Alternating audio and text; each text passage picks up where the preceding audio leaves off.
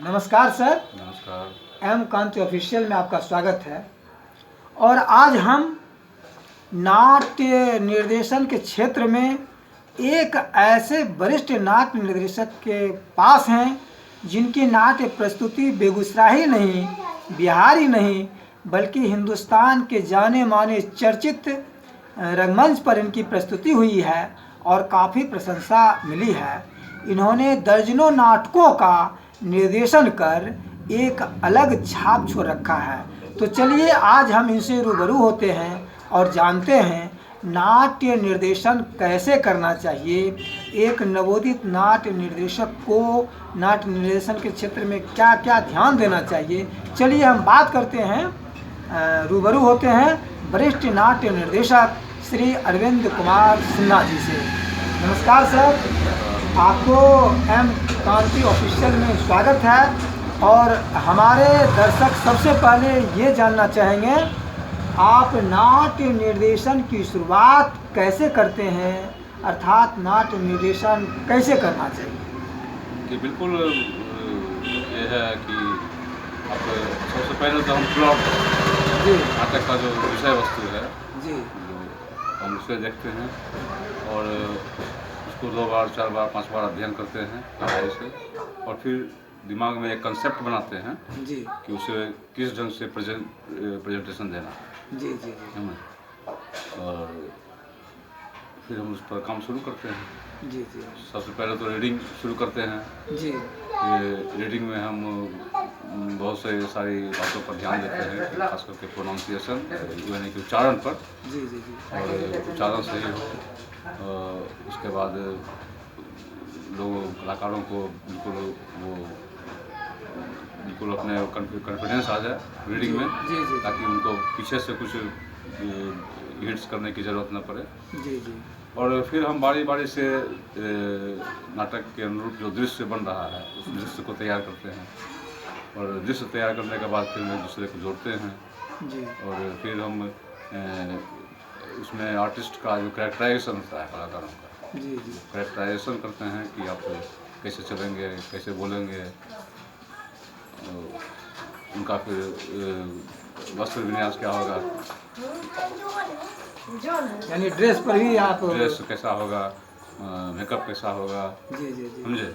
जी और फिर उसके बाद उसमें फिर जब पूरा तैयारी हो जाती है तो फिर हम संगीत में उसको लाते हैं। संगीत प्लॉट के अनुरूप संगीत उसमें डालते हैं। फिर साउंड इफेक्ट का ज़रूरत पड़ता है, उसे भी हम डालते हैं। फिर सेट डिज़ाइन है, महत्वपूर्ण चीज़ है सेट डिज़ाइन। जी तो जी उस प्लॉट के अनुरूप जो नाटक का है, जो स्क्रिप्ट है, उसके अनुरूप कैसा सेट डिज़ाइन हो जो उसको ज़्यादा प्रभावी बनावे, फिर लाइट डिज़ाइन कैसा हो कि उसको और ज़्यादा प्रभावी बनावे। कुल मिलाकर के इन्वॉल्व सभी बातों पर ध्यान देते हुए फाइनल हम करते हैं, तब जाकर के उसको प्रेजेंटेशन के लिए फाइनल करते हैं। यानी नाट्य निर्देशन जो आप करते हैं, तो नाटक को जीवंत बनाने के लिए मुख्य रूप से सारे नाट्य विधि की पहलुओं को, आयामों को एक साथ आप जोड़ते हैं। बिल्कुल बिल्कुल, हाँ। तो कुछ कभी कभी ऐसा भी होता है कि नए नाट्य कलाकार उसमें जुड़ जाते हैं, और कुछ निर्देशकों का ये मानना होता है कि नए जो कलाकार हैं वो अच्छे रोल नहीं कर सकते हैं, या उस पर शंका होता है। तो क्या आप कभी ऐसा हुआ है जो अपने नाट्य में नए कलाकारों को अच्छे रोल करवा लिए हैं? बिल्कुल, बहुत बार बहुत सारे नए आर्टिस्ट ऐसे आते हैं कि बहुत ज़्यादा टैलेंटेड होते हैं। जी जी कुछ तो ऐसे आ जाते हैं कि प्रशिक्षित जो ट्रेंड आर्टिस्ट से भी अच्छा वो प्रशिक्षित कलाकार अपना दिखा देते हैं। जी तो ऐसा कुछ नहीं है कि आप प्रशिक्षित हैं, वो प्रशिक्षित हैं। आपके पास टैलेंट क्या है, आपके पास ये बोल्डनेस कैसा है, तो फिर ठीक है, कहीं कोई दिक्कत नहीं है। हम थोड़ा सा छाया प्रतिबिंब के बारे में बात करना चाहेंगे। जो मॉडर्न थिएटर है उसमें पर्दे पर छाया के रूप में दिखाते हैं, कुछ पीछे से पर्दे के पीछे भी फ्लैक्स द्वारा दिखाते हैं, कुछ रिकॉर्डिंग पर्दे के माध्यम से भी दिखाते हैं। तो इसके संबंध में आपका क्या कहना है? देखिए, वैसे तो भरत मुनि ने कहा है कि नाटक एक प्रयोग है, जी और नाटक सही में प्रयोग है भी, जी लेकिन प्रयोग उस प्लॉट के अनुसार होना चाहिए। जी जी हम जिस स्क्रिप्ट को कर रहे हैं उस स्क्रिप्ट में वह प्रयोग उसको कितना सपोर्ट कर रहा है। जी जी जी अगर वो सपोर्ट कर रहा है तो बहुत अच्छा है। जी वो अगर उसको और सपोर्ट न करके और उसको डैमेज कर रहा है तो हमें उस ढंग का प्रयोग नहीं करना चाहिए। हम आजकल देखते हैं बहुत सारे पढ़ लिख के आते हैं NSD से, पुराने जगह से, कहीं कहीं से पढ़ लिख के आते हैं जी जी प्रशिक्षित होकर के, और यहाँ प्रयोग करते रहते लोग। प्रयोग दिखाई पड़ता है, जी जी नाटक स्क्रिप्ट या प्लॉट जो है वो दिखाई ही नहीं पड़ता है। तो इस ढंग का प्रयोग बिल्कुल असफल है और ऐसा नहीं होना चाहिए। भरत मुनि ने कहा है कि नाटक को समय, स्थान, जगह देख कर सिलेक्शन होना चाहिए कि आप कहाँ पर प्रोडक्शन उसको करने जा रहे हैं, वहाँ जी का क्या कल्चर है, वहाँ पर क्या लोगों की मेंटलिटी है, उस हिसाब से आप सिलेक्शन करते हैं और उस हिसाब से उनको प्रोडक्शन देना चाहिए। तो प्रयोग भी सही है, प्रयोग होना ही चाहिए। तो नाटक अपने आप में एक प्रयोग है, लेकिन प्रयोग प्रभावी होना चाहिए, जी, नाटक जी, के अनुकूल होना चाहिए, न जी, कि जी। उसको डैमेज करने। जी जी कुछ लोगों का ऐसा मानना है कि जो NSD करके आते हैं तो वो अच्छे निर्देशन करते हैं। तो हमारे दर्शक ये जानना चाहेंगे कि जो प्रशिक्षित नहीं है लेकिन उसके पास एक्सपीरियंस ज़्यादा है, उन्होंने कई नाटकों को राष्ट्रीय स्तर पर प्रस्तुति दी है, काफ़ी प्रभावशाली बना है, तो क्या मैं ये जानना चाहूँगा कि जो प्रशिक्षित निर्देशक नहीं हैं क्या वो अच्छे निर्देशन का प्ले नहीं कर सकते? बिल्कुल बिल्कुल करते हैं। बहुत सारे उदाहरण हैं। NSD वाले भी बौख रहे हैं, घूम रहे हैं, कोई उनको जानने वाला नहीं है। और बहुत सारे ऐसे हैं कि वो बिना किसी प्रशिक्षण के वो NSD में जाके प्रशिक्षण प्रदान कर रहे हैं, दे रहे हैं, सिखा रहे हैं कलाकारों को। ऐसा कुछ नहीं है। बिना NSD किए हुए, बिना प्रशिक्षित आर्टिस्ट, मैंने प्रशिक्षण तो नाटक के दरमियान होता है। आप जब प्रदर्शन करते हैं, रिहर्सल करते हैं, बार बार लंबे समय से आप नाटक कर रहे हैं, तो आप खुद प्रशिक्षित होते चले जाते हैं।